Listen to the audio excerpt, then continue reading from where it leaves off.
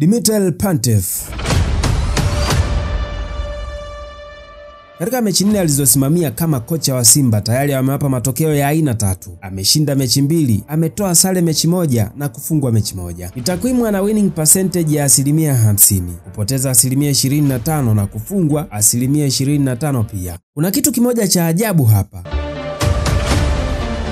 Katika mechi 2 alizoshinda zote ni za ugenini. Moja ni dhidi ya Nsikans Hotspur, klabu bingwa Afrika, na nyingine ni dhidi ya JKT Tanzania pale Meja Jenerali Isamuhyo. Amefungwa na Petro di Luanda akiwa kwa Mkapa. Ametoa sare na Nsingizi Hotspur akiwa tena kwa Mkapa. Kwa utafiti nilioufanya, nimegundua kuwa Pantev ni kocha mzuri sana kwa mechi za ugenini na wala sio za nyumbani. Kumbuka hata kwenye mechi 2 za hatua ya kwanza za mchujo klabu bingwa Afrika akiwa na Gaborone, mechi yake ya kwanza alifungwa na Simba goli 1-0, tena akiwa nyumbani. Mechi ya marudio watu walidhani Pantev atapoteza nyingi kwa Mkapa, akaja akatoa sare ya 1-1, huku Gaborone wakicheza mpira mzuri zaidi ya wenyeji wao. Hapo ndipo Simba wakavutiwa naye. Swali la msingi hapa, je, ni kwa nini kocha Pantev ni kocha wa mechi za ugenini? Ni nini huwa anakifanya kiufundi? Majibu ninayo hapa, nifuatilie mwanzo hadi mwisho. Utamjua kiufundi kabisa kocha Dimitar Pantev. Kama hujasubscribe, jua kabisa unakosa madini mengi na mazuri kama haya. Subscribe kisha bofya alama ya kengele. Leo nimepewa nguvu na Pellegrino Sanitarium Clinic. Hawa ni mabingwa wa kutibu magonjwa yote kwa kutumia dawa asilia. Kwa changamoto yote ya kiafya na ungehitaji ushauri wa daktari, basi hakikisha unawatafuta leo hii. Twende hivi.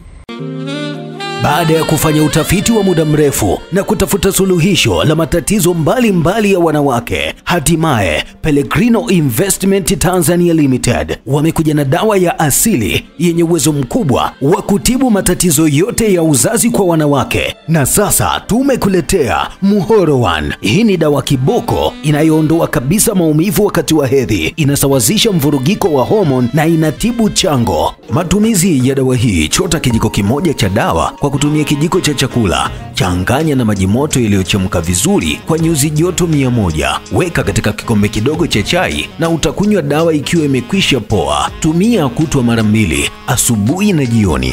Dawa hii imefanywa utafiti na kutengenezwa kwa mimea ya asili na Pellegrino Investment Tanzania Limited. Kwa mawasiliano zaidi, piga simu namba 0747805550 au 0658551955 au kupitia barua pepe pellegrinoinvestment7@gmail.com.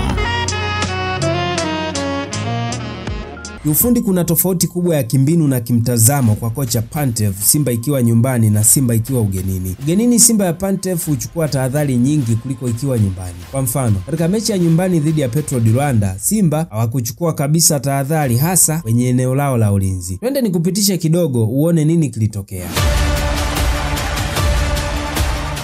Tazama umbo la Simba. Huyu ni Anthony Mligo na huyu ni Kapombe. Hawa hapa ni viungo wawili, mmoja ni defensive midfielder na mwingine ni box to box. Umeona walivyokaa? Wamekaa wima. Tuanzie hapa.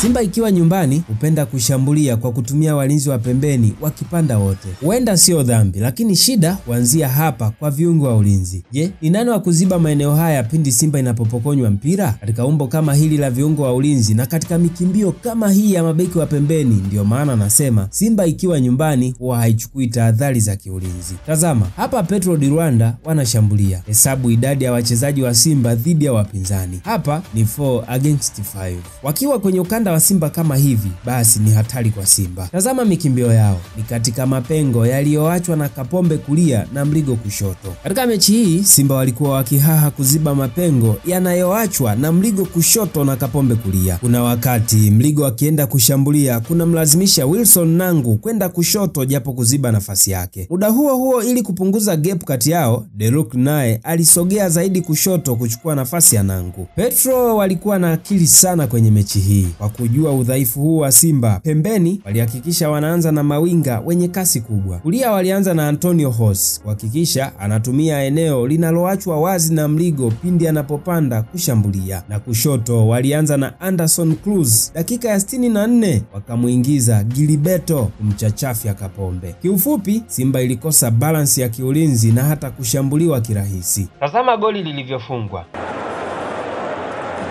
all stem from this moment down the other end. Ligo said it should have been a foul. Certainly didn't get the ball. Either way, Petro broke away. It was Benny who started the move there. Ambled on up the right wing. Lovely pass and move combination with Rice. Opened up, they stood off him for the shot, and it came off De Ruyck. Turned rapidly into a nightmare. Simba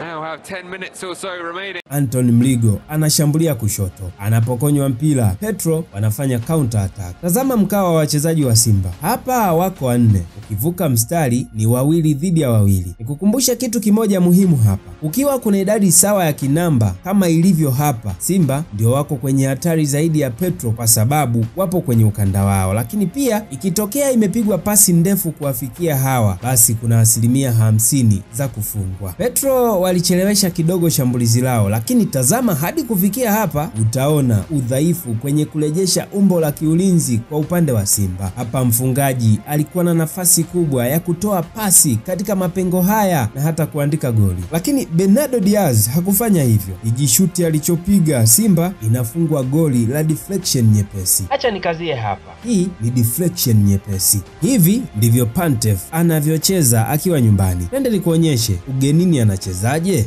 Hii ni dhidi ya Nsingini Hotspur, mechi ya kwanza ugenini ya mchujo hatua ya pili klabu bingwa Afrika. Simba walishinda kwa goli 3-0.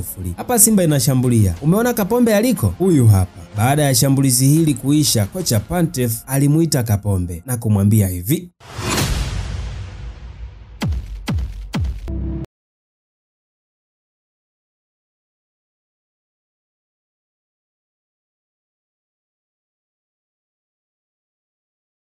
hapo kila Simba iliposhambuliwa, idadi ya mabeki ilikuwa kubwa na nzuri kuzuia shambulizi lolote, lakini pia ilikuwa kwenye umbo zuri la kuzuia wapinzani wasitikise nyavu.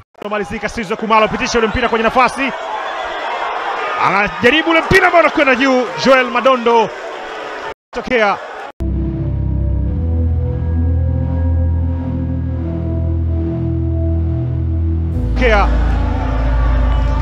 kwake, anaingiza ule mpira mzito, lakini kwenda kupokelewa vyema kabisa. Anaingiza pasi nyingine chini kwa pasi, ule mpira ambao unakwenda nje. Kwa mashabiki ujaza ule mpira mwingi ndani, uko unagusa kwa kichwa.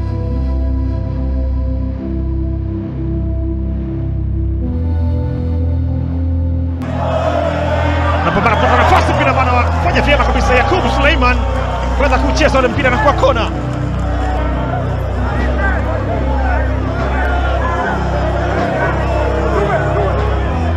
Nzuri sana Yakubu Suleiman kuweza kucheza ule. Pantev atakuwa bonge la kocha kwa Simba endapo kama Simba itakuwa na balance pindi inaposhambulia, lakini pia pindi inaposhambuliwa. Kuna kitu kimoja muhimu kiufundi kinaitwa rest defense. Dhana hii kiufundi nimeielezea kwenye uchambuzi huu wa Young Africans dhidi ya FAR Rabat. Hakikisha unautazama uchambuzi huu ili tutakaporudi hapa kuizungumzia Simba, basi dhana hii isiwe ngeni kwako. Subscribe kama umeupenda uchambuzi huu, na kama bado sijakushawishi, basi na kuahidi uchambuzi ujao utakuwa mzuri zaidi ya huu. Hadi wakati mwingine, kwaheri.